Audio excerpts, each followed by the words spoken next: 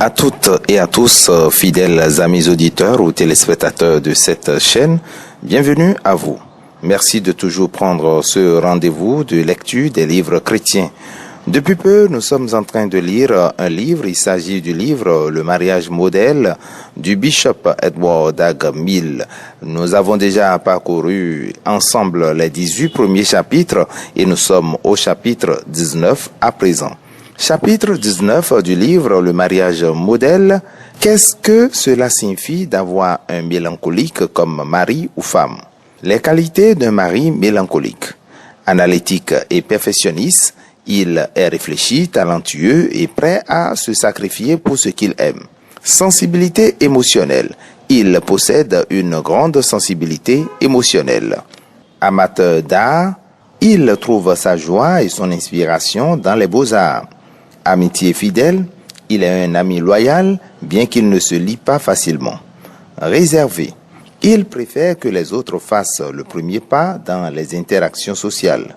Fiabilité, grâce à son perfectionnisme, il est d'une grande fiabilité. Désir d'affection, il aspire profondément à être aimé par son entourage.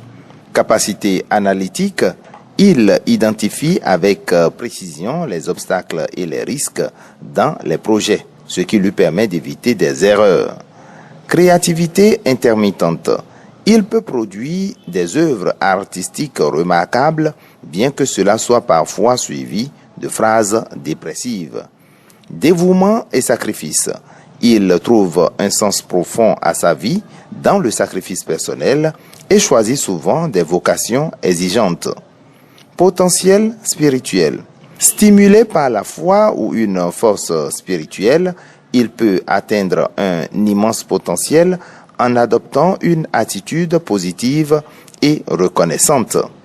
Autonomie financière.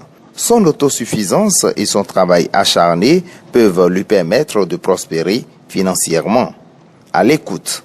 Il sait écouter avec attention. Dévouement familial. Il est souvent prêt à se sacrifier pour sa famille. Fidèle et productif, sa loyauté le rend très productif. Organisation. Il aime que tout soit bien rangé et ordonné. Perfectionnisme en amour, il peut mettre du temps à choisir un partenaire en recherchant la perfection. Les faiblesses à présent d'un mari mélancolique. Négativité initiale. Il réagit souvent négativement en premier lieu, ce qui peut affecter son entourage. Il a une tendance dépressive. Son tempérament est parfois sombre avec des épisodes fréquents de dépression. Autocritique excessive. Il analyse constamment sa vie spirituelle, ce qui peut renforcer son manque de confiance en lui. Bien évidemment, parlant de manque de confiance, il doute de lui-même et a besoin de motivation extérieure. Humeur changeante. Sujet à des variations d'humeur, il peut être tour à tour introverti, extraverti ou mélancolique. Réaction conflictuelle, lorsqu'il est sombre, il peut devenir antagoniste et se replier sur lui-même. Rigidité et critique. Il peut être rigide dans ses opinions et voir surtout le côté négatif des choses, ce qui complique les relations avec lui. Communication limitée. Il parle peu à la maison. Besoin d'amour.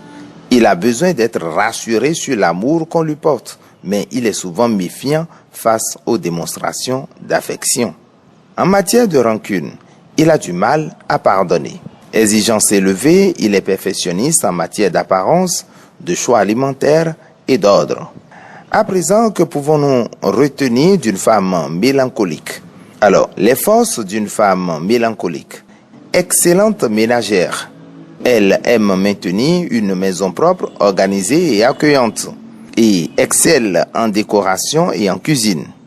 Elle est organisée. Une femme mélancolique est organisée. Ses compétences organisationnelles s'étendent à tous les domaines de sa vie, qu'il s'agisse de son foyer ou de son travail. Elle est souvent bien informée, elle lit beaucoup et donne des conseils avisés. Soucieuse de la santé, elle veille attentivement à la santé de sa famille. Apparence impeccable. Elle prend soin d'elle-même et de ses proches pour qu'il soit toujours présentable. Hôtesse attentionnée, elle aime recevoir et préparer des repas pour les autres. Souci du détail, elle suit scrupuleusement les manuels et s'assure de la durabilité des objets qu'elle possède. Elle a une certaine rigueur dans les traditions. Elle favorise ce qui a fait ses preuves dans le passé. Sa vie spirituelle est stable. Elle cultive sa foi avec discipline et constance. Réfléchie et attentionnée est la femme mélancolique. Elle se souvient des occasions spéciales et choisit soigneusement ses cadeaux. Elle est plus ou moins frugale, elle dépense avec sagesse, quel que soit son budget. Prudente dans ses décisions, elle prend des décisions réfléchies et évite des erreurs. Sophistiquée, elle privilégie des loisirs enrichissants et éducatifs pour elle-même et sa famille. Fidélité et dévouement, elle est loyale envers sa famille et ses amis. À présent, les faiblesses d'une femme mélancolique. Elle établit des normes irréalistes pour tout, allant des tâches ménagères aux performances académiques et sportives, ce qui génère du stress pour elle-même et ses proches. Elle peut sembler froide et distante à cause de son calme et de sa nature réfléchie, ce qui peut la rendre impopulaire, bien qu'elle soit souvent simplement réservée et timide. Prudente dans ses amitiés, elle se protège après avoir été déçue dans le passé et préfère préserver son cœur. Très réservée, elle évite de dévoiler sa vie personnelle ou ses émotions de peur que ses imperfections ne soient exposées. Elle cherche un ami parfait, ce qui est rare. Si ses proches ne répondent pas à ses attentes, écouter ses récits détaillés ou se souvenir de son anniversaire, elle peut devenir amère. Rigide, elle possède une stricte adhésion à ses nombreuses règles, convaincue qu'il existe une seule bonne manière de faire les choses. Exigeante envers sa famille et ses amis, elle passe parfois plus de temps à organiser la vie qu'à en profiter. Sujette au blues, elle est frustrée et déprimée si ses plans ou son emploi du temps sont perturbés. Rancunière, elle garde en mémoire les moindres fautes, rappelant parfois à son mari des détails remontant à des décennies. Comme les colériques, elle a des difficultés à pardonner. Radine, elle peut économiser au point de créer des privations inutiles. Elle a des sauts d'humeur extrêmes, tantôt pleine de vie, tantôt indifférente à tout, y compris à l'amour. Peu intéressée par les relations sexuelles fréquentes, elle s'y engage surtout pour concevoir un enfant et perd son intérêt une fois cet objectif atteint. Elle peut utiliser les relations sexuelles pour récompenser ou punir, jugeant le moment inapproprié si tout n'est pas parfait. D'une grande modestie dans la vie, le sexe et son corps, elle peut trouver des excuses pour éviter l'intimité. Les petits problèmes prennent une grande ampleur pour elle. Elle se venge pour des détails qu'elle estime mal gérés, comme un retard ou un comportement jugé inapproprié. Souvent jalouse, elle reproche à son mari des interactions amicales avec d'autres. Après des rassemblements sociaux, elle peut revenir en colère et accusatrice, surtout si son mari est extraverti et chaleureux. Sujette à l'apitoiement sur soi, un léger rejet peut provoquer chez elle une profonde dépression et un désintérêt pour la vie. Elle peine à profiter de la vie et à reconnaître le bonheur à cause de sa tendance et se concentrer sur les imperfections. Son principal problème est son apitoiement sur soi. Une simple déception peut entraîner une spirale dépressive et une perte d'intérêt pour tout, y compris l'amour. Elle a du mal à accepter son mari tel qu'il est, préférant vouloir le changer plutôt que de lui laisser le temps de progresser. Réservée et inhibée, elle éprouve des difficultés à exprimer de l'amour. Elle doit apprendre que donner, c'est-à-dire amour et convivialité, permet de recevoir amour et convivialité en retour. Nous venons ainsi de terminer le chapitre 19 du livre Le mariage modèle et nous enchaînons avec le chapitre 20. Le chapitre 20 du livre Le mariage modèle du bishop Edward Dag Mill est intitulé « Qu'est-ce que cela signifie d'avoir un conjoint flegmatique. Alors, nous abordons à présent les forces d'un mari ou d'une femme flegmatique et nous commençons par l'homme. Le flegmatique est la personne la plus facile à vivre et le plus sympathique de tous les tempéraments. Il reste calme et imperturbable quelles que soient les circonstances. Il fait preuve de constance en toute occasion. Ses émotions, bien qu'intenses, ne transparaissent pas toujours à la surface. Il apprécie les beaux-arts et les plaisirs raffinés de la vie. Sociable, il a un sens de l'humour subtil qui attire les amis. Il peut divertir une foule avec son humour tout en restant modeste. Observateur, il trouve souvent le comique dans les actions des autres, adoptant une approche positive de la vie. Doté d'une excellente mémoire, il est aussi un bon imitateur. Il plaisante souvent sur les autres tempéraments avec tact. Spectateur dans la vie, il préfère ne pas s'impliquer activement. Peu motivé à sortir de sa routine, il révèle pourtant ses capacités lorsqu'il est poussé à agir. Il peut devenir un leader compétent lorsqu'on lui confie cette responsabilité. Pacifiste naturel, il favorise l'harmonie autour de lui. À présent, les faiblesses d'un mari ou d'une femme mélancolique. Il manque de dynamisme et d'attention, restant souvent dans le statu quo. Il initie rarement des activités et trouve des excuses pour éviter les engagements. Bien que discret, son égoïsme se manifeste par une complaisance envers ses besoins. Avare, il dépense rarement, sauf pour ses besoins personnels ou professionnels. Sa diplomatie cache parfois une forte obstination. Il évite les confrontations directes, mais peut résister passivement. Sa passivité peut exaspérer les partenaires plus dynamiques comme les sanguins ou les colériques. Il procrastine et prend des décisions lentes, irritant parfois son entourage. Dans le mariage, il tend à céder la prise de décision à un conjoint plus affirmé. Autre aspect, sur le plan des finances, il est peu motivé, il est rarement prospère et peut être avare. En matière de sexualité, décontracté, il s'adapte aux attentes sans initiative notable. En matière de communication, diplomate, il communique peu et préfère éviter les conflits. Parlant des émotions, il cache ses peurs sous une façade calme et peut être inquiet. Spiritualité, il manque de zèle et préfère une approche passive. En matière de relations, il peut avoir plusieurs loyautés discrètes, mais reste équilibré. Domicile, sujet à la procrastination, il laisse souvent des tâches importantes inachevées. Parlant de la gestion des enfants, il est peu strict. Il laisse généralement la discipline à son conjoint. En matière de direction, il refuse de prendre des décisions ou d'assumer un rôle de leader. En somme, le flegmatique est une personne aimable et équilibrée, mais son manque d'initiative et son inertie peuvent poser des défis dans les relations personnelles et familiales. Parlant des forces d'une femme flegmatique, réconfortante. Une femme flegmatique attire spontanément les personnes blessées qui cherchent une oreille attentive.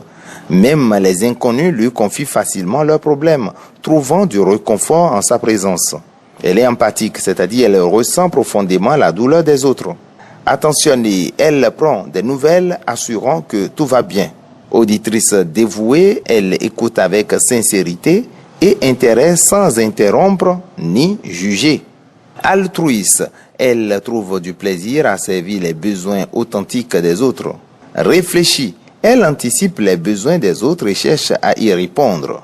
Prévenante, elle aime envoyer des notes et des cartes pour marquer son attention. Fidèle, elle bâtit des relations durables avec un cercle restreint d'amis proches. Elle est pacifiste, elle évite les conflits. Nous parlons de la femme flegmatique. Elle évite les conflits, cherchant l'harmonie à tout prix. Elle est flexible, elle s'adapte aux autres et fait preuve d'un réel désir de plaire. Elle est une bonne médiatrice, dotée d'une capacité unique à comprendre les différents points de vue. Elle facilite la résolution des conflits. La femme flegmatique est une femme fiable, présente même dans les moments difficiles. Elle est un soutien constant. Elle est souvent protectrice. Elle veille sur ses enfants et sa famille avec dévouement. Patiente, peu facilement irritée, elle accepte les situations sans imposer ses idées. Loyauté, elle supporte les épreuves émotionnelles tout en restant engagée, même dans les relations difficiles. Dévouée, elle met les besoins des autres avant les siens, agissant avec abnégation. Nous abordons à présent les faiblesses d'une femme flegmatique. Une femme flegmatique manque d'enthousiasme. Elle peut sembler distante ou désintéressée, ce qui peut être mal perçu par ses proches. Elle est souvent non impliquée, elle se réfugie parfois dans des excuses pour éviter des responsabilités. Elle est une femme peureuse. Les inquiétudes excessives peuvent freiner ses décisions et nuire à ses relations. Compromettante. Pour plaire, elle peut adopter des comportements ou compagnies inappropriées. Elle évite souvent la confrontation. Elle tolère des comportements problématiques pour maintenir la paix. La femme flegmatique est par-dessus tout têtue, silencieuse mais déterminée. Elle peut s'opposer fermement à des changements. En cas de problèmes conjugaux, elle peut détourner son attention vers ses enfants. Elle est souvent réservée, elle hésite à partager les détails de sa vie personnelle, y compris les difficultés matrimoniales. Auto-justifiée, peu enthousiaste spirituellement, elle peut manquer de remise en question. Elle est souvent égoïste, centrée sur elle-même, elle peut sembler distante ou peu impliquée. C'est une femme négligente, la femme flegmatique. Elle est négligente, désorganisée à la maison, elle préfère le confort au rangement. Réticente à l'activité, elle évite les environnements animés, préférant la tranquillité. Besoin de validation, les critiques répétées affectent son estime d'elle-même.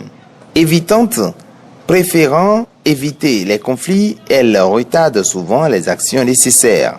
Manque de communication, elle cache ses véritables sentiments et espère que les autres les devineront. Manque de motivation, elle procrastine, oublie les rendez-vous et agit seulement en cas de crise. Sarcasme subtil, elle peut exprimer son mécontentement de manière indirecte, parfois blessante. Passivité, avec le temps, elle peut perdre de l'élan dans son mariage ou d'autres aspects de sa vie. Lente à agir, elle espère que les problèmes se résoudront d'eux-mêmes, retardant souvent leur gestion. Et voilà, nous verrons ainsi de terminer le chapitre 20 du livre Le mariage modèle du bishop Edward Dag Mill. Et sans transition, nous continuons notre lecture avec le chapitre 21. Chapitre 21 du livre Le mariage modèle, résolution de problèmes dans le mariage. Introduction. La maison est comme un jardin.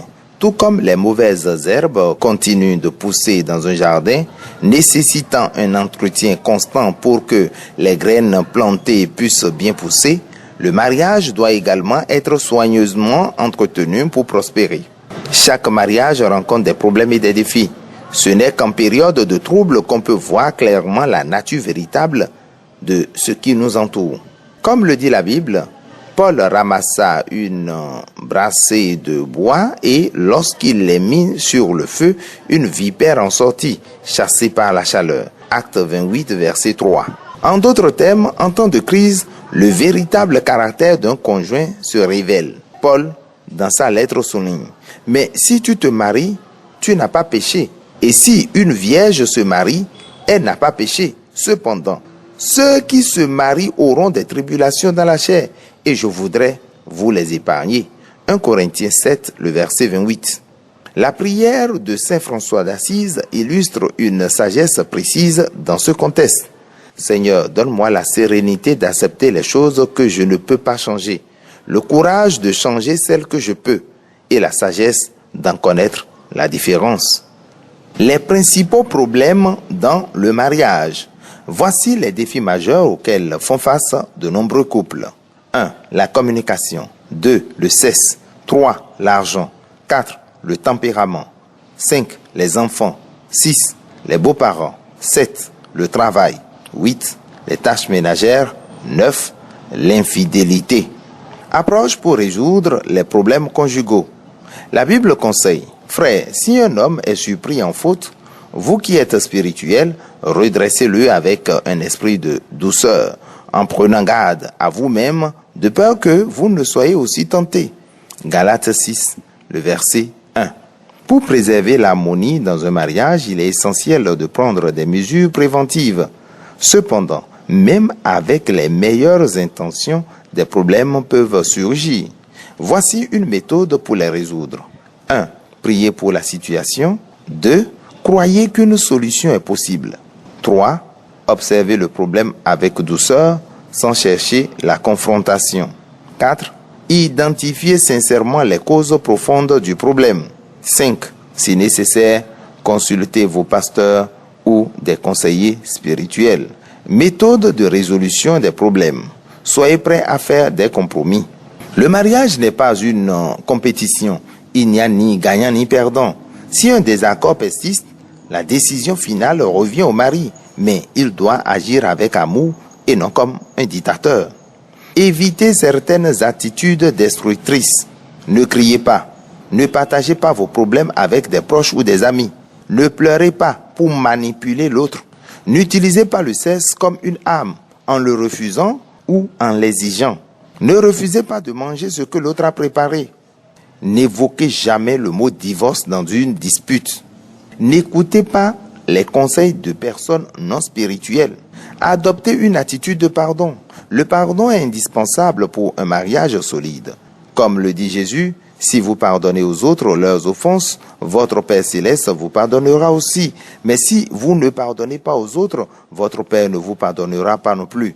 Marc 11, les versets 25 et 26. Communiquez ouvertement. La personne blessée doit exprimer ses sentiments calmement et avec amour, plutôt que de garder rancune ou d'exploser de colère. Acceptez vos erreurs. Dire simplement « je suis désolé » peut résoudre beaucoup de conflits. L'humilité est essentielle. Conseil pour les conseillers matrimoniaux. Le conseil matrimonial s'applique principalement aux couples chrétiens nés de nouveau, soumis à la parole de Dieu. Si les deux conjoints ne sont pas entièrement soumis à Dieu, il sera difficile de résoudre les problèmes. Ne perdez pas trop de temps avec une personne qui ne partage pas vos valeurs spirituelles. Ne prenez jamais parti lors de vos conseils. Évitez de donner des instructions directes qui pourraient être mal interprétées. Soyez clair dans vos recommandations pour éviter toute confusion. Et c'est ici la fin du chapitre 21 et c'est en même temps la fin de cette session que nous vous remercions d'avoir suivi. À très bientôt pour la suite de votre lecture. Demeurez bénis au nom de Jésus.